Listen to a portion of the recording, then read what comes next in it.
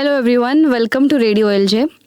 હું છું Urja Joshi, representative LG department of international affairs અને representative of LG overseas alumni association. Today we have with us a very special guest, miss Riddhi Shah. Welcome Riddhi. Thank you so much. Riddhi is an alumni જે આપણી સાથે એલ્યુમનાઈમાં જોડાયેલા છે અને શી ઇઝ ફ્રોમ ફ્રાન્સ.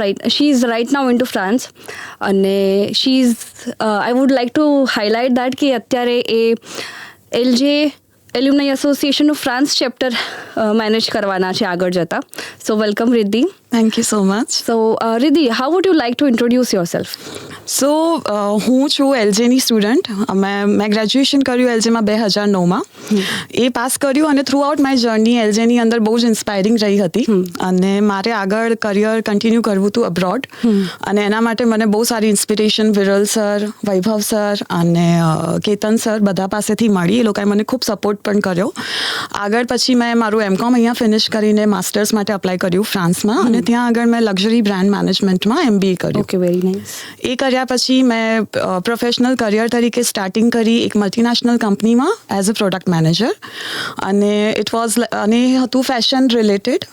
તો જે પણ આપણા વસ્ત્રો હોય, જે પણ શણગારની બધી એક્સેસરીઝ છે, તો એ બિઝનેસની અંદર એઝ અ પ્રોડક્ટ મેનેજર મેં મારી કરિયરની શરૂઆત કરી. અને પછી એની સાથે સાથે મેં લેક્ચર્સ આપવાના શરૂ કર્યા ત્યાંની યુનિવર્સિટીઝમાં, specially on international management.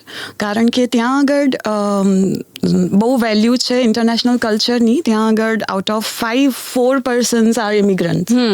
So they are very open. ત્યાં આગળ એટલું જ સ્વીકાર્ય છે બહારની સંસ્કૃતિ જેટલી એ લોકો પોતાની સંસ્કૃતિ માટે માન રાખે છે.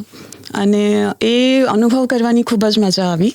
તો એ કર્યું અને હવે અત્યારે હું સારા એવા ગવર્મેન્ટ સાથે પણ જોડાયેલી છું, જેની અંદર જે પણ આપણે સંસ્કૃતિ, કલ્ચર, આર્ટને લગતા જે પણ એક્સચેન્જ પ્રોગ્રામ્સ થતા હોય છે કે જે પણ બે દેશોની સંસ્કૃતિ આપણે જોડીને આગળ વધી શકીએ, તો એની માટે આપણે બધા જ પ્રયાસો કરીએ છીએ. અને હું લેક્ચર્સ આપું છું અને સાથે સાથે આ આર્ટ અને કલ્ચરમાં એક્ટિવ રહું છું. Very nice. રિદ્ધિ, તમારી ભાષા સાંભળીને મને ખૂબ જ ગર્વ થાય છે કે તમે ફ્રાન્સ ગયા છતાં પણ ગુજરાતીને એટલું જ પ્રમોટ કરો છો. ખૂબ ખૂબ આભાર. મને સવાલ તમને કરવો છે કે તમે કેમ ફ્રાન્સ ચૂઝ કર્યું તમારું સ્ટડી અબ્રોડ ઓપ્શન માટે, અને કઈ યુનિવર્સિટી અને કેમ? ફ્રાન્સ મેં ચૂઝ કર્યું બિકોઝ મારે ફેશન લાઇનમાં જ આગળ વધવું હતું, મેનેજમેન્ટ સાથે પણ ફેશનમાં સ્પેશિયલાઇઝેશન સાથે. અને ફ્રાન્સ એક એવો દેશ છે કે જે તમને માસ્ટર્સ કોર્સમાં કે પ્રોગ્રામમાં તમને સ્પેશિયલાઇઝ સબ્જેક્ટ્સ, જેમ કે તમારે અગર ફેશનની અંદર કોઈ પર્ટિક્યુલર ફિલ્ડમાં જ આગળ વધવું છે, જેમ કે તમારે ખાલી ડિઝાઇનિંગમાં આગળ વધવું છે, તમારે મેકિંગમાં આગળ વધવું છે, કપડાં બનાવવા છે અલગ વસ્તુ છે, એમને દોરવા અલગ વસ્તુ છે. તો હવે મારે અગર પર્ટિક્યુલરલી દોરવામાં આગળ વધવું છે તો ફ્રાન્સ પાસે એવી હાઈ એન્ડ સ્કૂલ્સ છે કે જ્યાં તમે એક પર્ટિક્યુલર તમારી આવડત ઉપર તમે ઓર વધારે શીખી શકો. તો એટલે મેં ફ્રાન્સ સિલેક્ટ કર્યું, કારણ કે ફેશન કેપિટલમાં મારી પાસે 4 જ ઓપ્શન હતા. મિલાન જે ઇટલીમાં છે, લંડન, ન્યુયોર્ક અને પેરિસ જે ફ્રાન્સમાં છે. તો ફ્રાન્સ મને વધારે એ રીતે આકર્ષિત લાગ્યું, કારણ કે ત્યાંનું જે પણ સંસ્કૃતિ છે અને કલ્ચર છે એની સાથે જે આપણે ઇન્ડિયન સંસ્કૃતિ આપણે મિક્સ કરી શકીએ છીએ, તો એ મને બહુ જ ઇન્સ્પાયરિંગ લાગ્યું. અને તમે કઈ યુનિવર્સિટીમાં આગળ ત્યાં અભ્યાસ કર્યો? મેં મારું MBA કર્યું ઇન્સેક યુનિવર્સિટીમાં. અને એ મેં સિલેક્ટ કરી હતી કારણ કે એ ત્યાં ટોપ 12 જે યુનિવર્સિટીઝ આવે છે એમાંની એક છે. ફ્રાન્સની મોટાભાગની બધી જ યુનિવર્સિટી તમને ગ્લોબલી રેકમેન્ડેડ છે અને એક્સેપ્ટેડ છે. તો સમજો કે ભવિષ્યમાં અગર મારે બીજા કોઈ દેશમાં મારું કરિયર કે લાઈફ આગળ કન્ટિન્યુ કરવી છે તો એ ડિગ્રી એટલી જ વેલિડ છે. પછી મારે USA જવું હોય, કેનેડા જવું હોય, તો એની માટે મારે કોઈ અલગથી તૈયારી કરવાની જરૂર નથી રહેતી. તો જે મેં કોર્સ કર્યો એની જેટલી વેલ્યુ ફ્રાન્સમાં છે એટલી જ કદર અમેરિકા કે કેનેડામાં પણ છે. તો it's like a global gate. તમારે અગર તમારી ફિલ્ડમાં ક્યાંય પણ આગળ વધવું છે, કોઈ બી કન્ટ્રીમાં અગર તમારે શિફ્ટ થવું હોય તો it is very easy for you. Exactly. તો હા, ગ્લોબલ ગેટ એક પ્રોવાઈડ કરતું હતું, એટલા માટે પછી મેં ઇન્સેકમાં જોઈન થઈ. Very nice. અને તમારા અભ્યાસ દરમિયાન એવો કોઈ અનુભવ જે છે તમને, જે તમે અમારા સ્ટુડન્ટ સાથે શેર કરવા માંગો? એક પર્ટિક્યુલર અનુભવ કરતાં હું તો કહીશ કે એક આ જીવનનો એક હોલિસ્ટિક એજ્યુકેશન એક્સપિરિયન્સ રહ્યો મારા માટે. ત્યાં જઈને મને ઘણી બધી વસ્તુ શીખવા મળી એમની પાસેથી, અને જે એક વાતાવરણ હતું કે ઇવન અમારી સ્કૂલમાં પણ ત્યાં આગળ લાઈક અગર અમે 60 સ્ટુડન્ટ્સ છીએ, 60 વિદ્યાર્થીઓ હતા, તો દરેક વિદ્યાર્થી એક અલગ દેશમાંથી આવે છે, અને એ બધા જ ભેગા થઈને જે એક ગ્લોબલ કલ્ચર બને છે, તો એમાં જીવવાની, એ જીવનને માણવાની મજા જ કંઈક અલગ હતી. એમાં જે શીખવા મળ્યું, તો આઈ થિંક એ વસ્તુ તો ક્યાંય પણ શીખવા મળે. હા, જે તમને મલ્ટી કલ્ચરલ એક્સપિરિયન્સ જે તમને આપે છે. બિલકુલ બિલકુલ. તમે અહીંયા એલજેમાં પણ ભણેલા છો, અને તમે ત્યાં ફ્રાન્સમાં પણ ભણ્યા છો, મતલબ ઇન્ડિયામાં પણ ભણ્યા છો ને ફ્રાન્સમાં પણ ભણ્યા છો, તો તમને ત્યાંની એજ્યુકેશન સિસ્ટમ અને ઇન્ડિયાની એજ્યુકેશન સિસ્ટમમાં શું ફરક લાગે છે? એજ્યુકેશન સિસ્ટમમાં મને એવું લાગ્યું કે ત્યાં આગળ તમારી પાસે કારણ કે ત્યાં આગળ વસ્તી ઓછી છે, અને ત્યાં મહત્વ બીજી બધી વસ્તુઓને લાઈક ડિટેલમાં વધારે આપવામાં આવે છે. જે ક્ષણિક નાની નાની વસ્તુઓ છે, તો એને પણ એટલું જ મહત્વ આપવામાં આવે છે. જેમ કે મેં કહ્યું કે તમે સ્પેશિયલાઇઝેશન સિલેક્ટ પ્રોપર કરી શકો છો. જેમ કે અગર મેં ફેશનમાં કર્યું, તો મને ખાલી એમ્બ્રોઇડરીમાં અગર રસ છે, ભરતકામમાં જ ખાલી રસ છે, તો હું ખાલી ભરતકામને જ મારી મુખ્ય શ્રેણી બનાવીને એમાં આગળ વધી શકું છું. તો મને આ ખૂબ સારું લાગ્યું કે જે વસ્તુમાં તમને રસ છે, કે તમારી આવડત છે, તમે એને જ તમારું સ્ટ્રોંગ પોઈન્ટ કે એક પ્લસ પોઈન્ટ બનાવીને આગળ વધી શકો છો. તમારે એના માટે થઈને પછી બીજી 4 અલગ વસ્તુઓ કરવાની જરૂર નથી. એક સ્કોપ છે, એક રિયલી ગુડ ઓપોર્ચ્યુનિટી છે જે ફ્રાન્સ આપે છે. તો તમે જ્યારે યુનિવર્સિટીને કોર્સ સિલેક્ટ કર્યો, એ વખતે જ તમે ક્લિયર હતા કે તમારે આ પર્ટિક્યુલર, ફોર એન એક્ઝામ્પલ ફેશનમાં જે તમે કીધું એમ્બ્રોઇડરી ફોર એન એક્ઝામ્પલ, કે તમને એવું જ કંઈક કરવું છે, કે તમને ત્યાં યુનિવર્સિટીમાં ગયા પછી, અનુભવ થયા પછી તમે ડિસાઇડ કર્યું કે ના, મારે આમાં આગળ વધવું છે? એકચ્યુઅલી મારા માટે સૌથી વધારે મહત્વનું હતું ઇન્ટરનેશનલ મેનેજમેન્ટ કરવું, કે એક આખી બ્રાન્ડને હું કેવી રીતે કરી શકું. કારણ કે મારું સપનું હતું કે મારી પોતાની જ બ્રાન્ડ હોય. તો ત્યાં આગળ જ્યારે મેં એડમિશન માટે પ્રોસેસ શરૂ કરી, પછી સૌથી પહેલો મેં પ્રયાસ કર્યો કે મેં અહીંયા કેમ્પસ ફ્રાન્સનો કોન્ટેક્ટ કર્યો. ત્યાં એજ્યુકેશન એડવાઇઝર હોય છે, તો જે તમને ગાઈડલાઈન આપે કે તમારે જે ફિલ્ડમાં જવું છે, એમાં તમે કેવી રીતે આગળ જઈ શકો, કઈ સ્કૂલ્સ અને કોલેજીસ પ્રોવાઈડ કરે છે. ફ્રાન્સમાં કેવું છે કે યુનિવર્સિટીઝ હોય છે અને ગ્રાન્ડ એકોલ હોય છે. ગ્રાન્ડ એકોલ હોય છે, એ તમને જે સ્પેશિયલાઇઝ મેં તમને કીધું કોઈ પણ વિષયમાં, એ તમને કરાવડાવે છે.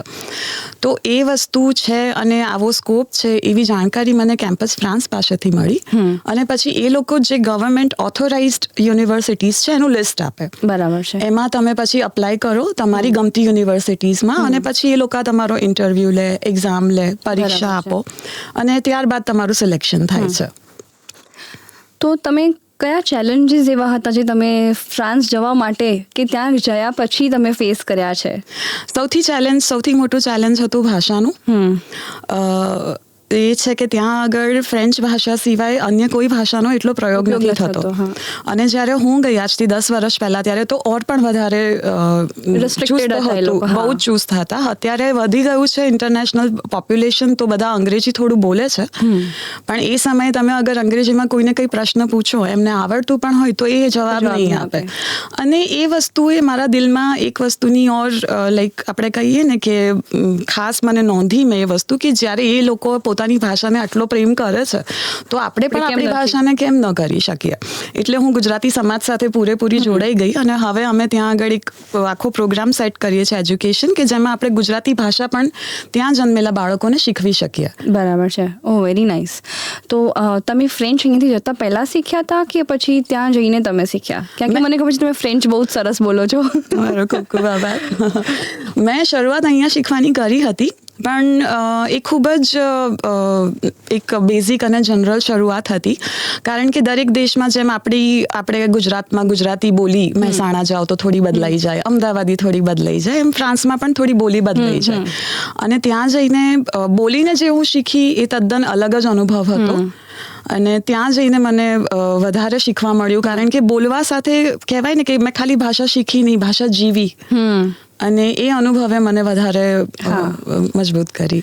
અને તમે જે જણાવ્યું કે તમે ત્યાં ગુજરાતી સમાજ જોડે જે જોડાયેલા છો, તો આપણા જેવી છોકરાઓ અમદાવાદથી કે ઇન્ડિયાથી જે બી છોકરાઓ ત્યાં આવે છે, તમે એમને શું રીતે મદદગાર થાવ છો? સૌથી પહેલાં તો અમે એ બધાનું સ્વાગત કરીએ છીએ. આપણી જે પણ કમ્યુનિટી છે, ખાલી પેરિસમાં આપણી 10,000 ગુજરાતી કમ્યુનિટી છે. અચ્છા. અને એ લોકો નોર્મલી ત્યાં આગળ જે રહેતા હોય છે એ બધા પાસેથી સભ્ય ફી લે છે, પણ સ્ટુડન્ટો માટે બધું જ કહેવાય ને કે એમની માટે બધા દ્વાર ખુલ્લા છે મદદના. તો શરૂઆતમાં જ્યારે તમને કામ શોધવું છે, તમને રહેવાનું કંઈ શોધવું છે, તો આપણા સમાજના લોકો આગળ આવીને આપણા જ લોકોને ખૂબ મદદ કરે છે. એ પછી રહેવા માટેની રૂમ હોય, એમ્બેસી સાથે બીજું કંઈ કામ અટકેલું હોય કે કંઈ પણ, તો ત્યાં ગુજરાતી સમાજ એટલો બધો એક્ટિવ છે કે તમને કોઈ પણ વસ્તુનો વાંધો નથી આવતો. એક હમણાં નાનો પ્રસંગ થયો કે એક સ્ટુડન્ટ હોસ્ટેલમાં આગ લાગી ગઈ અને એમાં આપણા ગુજરાતી સ્ટુડન્ટો પણ 20-30 હતા. આગ લાગી એના 2 કલાકમાં આપણે એવું કહી શકીએ કે હજુ આગ ઓલવાય એ પહેલાં ગુજરાતી ભાઈઓ બધા કપડાં, ખાવાનું અને બધું લઈને સ્ટુડન્ટોની મદદ કરવા માટે પહોંચી ગયા હતા. ગુજરાતીનો સહારો હોય છે. તો ત્યાં એ વસ્તુ બહુ વધારે સ્ટ્રોંગ છે કે બધા પોતાના બીજા બધા ભેદભાવ ભૂલીને એકબીજાનો સાથ આપે છે. બરાબર છે. અને સ્કોપ સારો આપે છે. બરાબર છે. તો તમે કઈ રીતે તમારો એક્સપિરિયન્સ ત્યાંનું વર્ક કલ્ચરને કઈ રીતે ડિસ્ક્રાઇબ કરશો? સિરિયસલી કામ કરવાના કલ્ચરમાં જો તમે ફ્રાન્સમાં કામ કરશો ને પછી તમને કોઈ બીજા દેશમાં કામ કરવાની મજા નહીં આવે. કારણ કે એટલું બધું રિલેક્સ છે, એટલું બધું ત્યાંની વર્કિંગ કન્ડિશન એટલી બધી સારી છે. જેમ કે અગર હું કોઈ જગ્યાએ એમ્પ્લોય છું તો મારી પાસે વધારે પાવર છે મારા બોસ કરતાં બી. ત્યાં આગળ કોન્ટ્રાક્ટ સિસ્ટમ છે, તો તમને જોબ કોન્ટ્રાક્ટ જે મળે છે ઈધર એ ફિક્સ પીરિયડના ટર્મ્સના હોય તો એ રિસ્પેક્ટ કરે છે એ લોકો, અથવા તો લાઈફ ટાઈમ કોન્ટ્રાક્ટ હોય છે. ઓકે. તો એ તમને એક બહુ સારી સિક્યોરિટી આપે છે. એ સિવાય ગવર્મેન્ટ તમને સોશિયલ સિક્યોરિટી એટલી સારી આપે છે.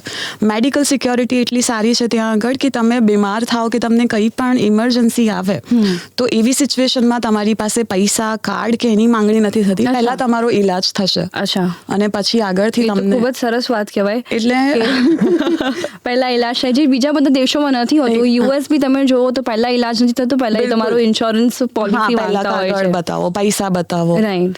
તો મને આ બહુ જ એક માનવતાની દ્રષ્ટિએ બહુ સારી એક વાત લાગી કે જેમાં સૌથી પહેલા માનવનો જીવ બચાવો કે કોઈની સેવા કરવીને વધારે પ્રાધાન્ય આપવામાં આવે છે, નહીં કે ખાલી એની પાછળથી કોઈ ફાયદો ઉઠાવવો. રીતિ બીજું એક મિથ છે આપણા સમાજમાં કે આપણા આજુબાજુ કે ફ્રાન્સમાં એ લોકો એટલા વેલકમિંગ નથી, સ્પેશિયલી ઇન્ડિયન્સ માટે. તો એ બાબતે તમારું શું કહેવું છે? ખરેખર હું ત્યાં ગઈ તો મને એવું તો બિલકુલ પણ ન લાગ્યું કે એ લોકો વેલકમિંગ નથી. હા, એ લોકો એવા લોકોની કદર વધારે કરે છે કે જે પોતાનું કલ્ચરની બી એટલી જ રિસ્પેક્ટ કરે કે જેટલી એમના કલ્ચરની કરી શકે. તો એ અગર તમારામાં એક બેઝિક સેન્સ છે. અને બીજો એક સેન્સ છે બેઝિક સેન્સ ઓફ ગ્રેટિટ્યુડ, એટલે કે એક આભાર વૃત્તિ સાથે તમે જીવો. ત્યાં આગળનું એવું છે કલ્ચર અને વર્તન કે તમે અગર કોઈને પાણી પણ આપો તો એ તમને થેન્ક યુ કે તમારો ખૂબ ખૂબ આભાર એવું કહેશે. અને આપણા ત્યાં એવું કે ભાઈ હવે એટલી ફોર્માલિટી શું કરવાની, જ્યારે ત્યાં એ લોકો એને ફોર્માલિટી એને ગણે છે કે તમે જે પણ તમે નાનું પણ કામ કર્યું મારા માટે, એના માટે હું ખૂબ આભારિત છું. તો આઈ થિંક એ વૃત્તિ સાથે જો તમે ત્યાં આગળ થોડું ભળી જાઓ તો બહુ જ સ્વીકાર કરે છે તમને ત્યાંના કલ્ચરમાં. અને ધારો કે આપણા કોઈ છોકરાઓ કે આપણા કોઈ સ્ટુડન્ટ્સ ત્યાં આગળ આવે છે, તો તમે એમને શું સલાહ આપશો કે ફોર એક્ઝામ્પલ એમને જોબ ઓપોર્ચ્યુનિટીઝ છે કે વર્ક કલ્ચર છે કે કઈ ફિલ્ડમાં અત્યારે ત્યાં વધારે ડિમાન્ડ છે તો એમણે એ ફિલ્ડ ચૂઝ કરવી જોઈએ? Paris is like field of opportunity. તો ત્યાં આગળ અત્યારે હાઈ ડિમાન્ડમાં આપણે કહી શકીએ કે એક તો આઈટી સેક્ટરમાં, આર્કિટેક્ચર સેક્ટરમાં, આર્ટ એન્ડ કલ્ચર, ફેશન, આ ટોપ 3 ડિમાન્ડ્સ છે. અને એ સિવાય પણ ઘણી બધી બીજી ફિલ્ડ્સ છે જ્યાં તમે તમારું, જેમ કે રેસ્ટોરન્ટ્સ છે, ગેસ્ટ્રોનોમી છે, બીજી બધી ઘણી એવી ફિલ્ડ છે કે જ્યાં હાઈ ઇન ડિમાન્ડ છે. ફ્રાન્સ, પેરિસમાં ઇટ ઇઝ વેરી ઓપન. ત્યાં આગળ તમે અગર ફ્રેન્ચ સિવાય કે અંગ્રેજી સિવાય બીજી કોઈ પણ ભાષા બોલો છો તો એ તમને ઓર રિસ્પેક્ટ સાથે જોવે છે અને એક્સેપ્ટ કરે છે. અને આપણા છોકરાઓને તમે શું સલાહ આપશો કે જ્યારે બી એ ફ્રાન્સ જવા માટે કે સચ કોઈ બી કન્ટ્રીમાં ફોરેન સ્ટડીઝ માટે જવા માંગે છે ફર્ધર સ્ટડીઝ માટે, તો શું વસ્તુ એ લોકોએ ધ્યાન રાખવાની કે સાચવવાની છે? સૌથી પહેલાં તો એમણે એ સાચવવું જોઈએ કે જ્યારે પણ એ પોતાની યુનિવર્સિટીનું સિલેક્શન કરે ત્યાં આગળ, તો એમને કોઈ ગવર્મેન્ટ વેબસાઇટ કે આવી રીતે કેમ્પસ ફ્રાન્સ છે કે દરેક દેશની એક આવી ઓથોરાઇઝડ ઓફિસ હોય છે, એના સાથે જઈને તપાસ કરીને પછી જ આગળ વધવું જોઈએ ફીસ ભરવાના મામલામાં. અને પછી જ્યારે ત્યાં રહેવાની સગવડ કરવાની છે કે અન્ય કોઈ પણ સગવડ કરવાની છે, તો એમાં ઓનલાઈન પેમેન્ટની ઉતાવળ કર્યા વગર આપણા ગુજરાતી સમાજવાળાનું દરેક દેશમાં એક ગ્રુપ છે, એ તમે સોશિયલ મીડિયા થ્રુ કનેક્ટ કરી શકો છો. જેમ કે ફેસબુક ઉપર તમે નાખી શકો છો કે ભાઈ ઇન્ડિયન્સ ઇન પેરિસ, તો તમે એવા ગ્રુપમાં જોડાઈને આપણા લોકોની સલાહ લઈને પછી પેમેન્ટ આગળ કરો. અને બેટર છે કે ત્યાં જઈને કરો, કે એ જ એક વસ્તુ છે જ્યાં તમે કદાચ તમને એવું કંઈક અનુભવ થઈ શકે છે કે જે તમને ડિસ્કરેજ કરે. બાકી જો તમે આવી રીતે પ્રોપર જશો તો તમને ખરેખર કોઈ જ વાંધો નહીં આવે. અને તમે તમારો એક્સપિરિયન્સ ઇન ફ્રાન્સ અગર 3 શબ્દોમાં આપવાનો હોય તો કઈ રીતે જણાવશો? મેં જીવનમાં 3 વસ્તુ જે સૌથી મહત્વની શીખી છે ત્યાં, ઇટ્સ લાઈક હોલિસ્ટિક, મારું સેલ્ફ કલ્ચર રિસ્પેક્ટ અને પેશન્સ. ઓકે. એ મને ફ્રાન્સે શીખવાડ્યું, અને આઈ થિંક બધાને કંઈક ને કંઈક અલગ શીખવાડે છે, પણ આ 3 કી ફેક્ટરે મારું જીવન બદલી નાખ્યું અને મારા બધા જ સપના પૂરા કરી નાખ્યા. તો હું જેટલો પણ આભાર માનું એટલો ઓછો છે. મને ખૂબ જ આનંદ થાય છે જણાવતા કે જેમ તમે કીધું કે ગવર્મેન્ટ વેબસાઇટ્સથી છોકરાઓ જેમ કે કેમ્પસ ફ્રાન્સ, રાઈટ? તો LJ department of international affairs આપણા જે એલજેના દરેક છોકરાઓ છે એને free of cost A service આપે છે અને ગાઈડન્સ આપે છે કે અગર એ કોઈ બી કન્ટ્રીમાં જવા માંગે છે તો એ લોકોએ શું સ્ટેપ્સ કરવા જોઈએ. ને અમે પોતે એ લોકો સાથે each and every step of the process અમે જોડે રહીએ છીએ કે યુનિવર્સિટી જે જાય છે એ ઓથેન્ટિકેટેડ છે કે નહીં, એ બરાબર છે કે નહીં, એ જે એરિયામાં જાય છે ત્યાં એના માટેની જોબ ઓપોર્ચ્યુનિટીઝ છે કે નહીં, એ જે કોર્સ સિલેક્ટ કરે છે એના માટે લાગુ પડે છે કે નહીં, કે ખાલી યુનિવર્સિટી સારી છે એ જોઈને જતો રહે છે. સો એલજેડીઆઈ એ આખી પ્રોસેસમાં એ લોકોને હેલ્પ કરે છે અને ગવર્મેન્ટ એફિલિએટેડ બોડીઝ સાથે પણ એલજેડીઆઈ એ કામ કરે છે.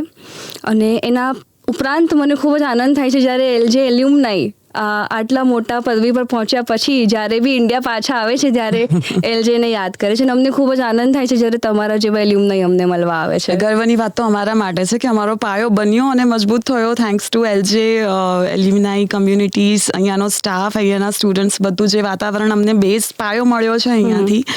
અને તમે જે કીધું એ જાણીને મને ખૂબ જ આનંદ થાય છે કે એ લોકો આટલો બધો સપોર્ટ પ્રોવાઈડ કરે છે, કારણ કે આજથી 10-15 વર્ષ પહેલાં આ બધું જ રિસર્ચ વર્ક કરવા માટે જ વર્ષ વર્ષનો સમય જતો રહેતો હતો અને એ સમયમાં તમારો કોર્સ જતો રહેતો. ઇટ્સ લાઈક હું તો એટલું જ કહીશ કે તમે જે સર્વિસ આપો છો ઇટ્સ લાઈક ભગવાન જેવી જ સર્વિસ છે, કારણ કે 1.5-2 વર્ષનો આખો રસથાળ જો તમને કોઈ પીરસી દે તો બસ તમારે ખાલી જમવાનું બાકી રહે. કારણ કે હું પણ એક એલ્યુમનાઈ છું અને મને જે બી સ્ટુડન્ટ છે એ લોકો માટે બહુ જ સોફ્ટ કોર્નર છે કે જે કદાચ હું જોત ને મારા જોડે આવું ના થાય, એટલે એ લોકો જોડે એવું ના થાય એની આપણે પૂરેપૂરી કાળજી રાખીએ. ખરેખર બહુ જ સારો ભાવ છે અને આવા ભાવ સાથે જો તમે આપણા સ્ટુડન્ટોને મોટિવેટ કરશો તો આઈ થિંક આપણો ડંકો બધે જ વાગશે. Thank you so much Riddhi, it was pleasure to have you here. Thank you so much, pleasure was all mine. Thank you.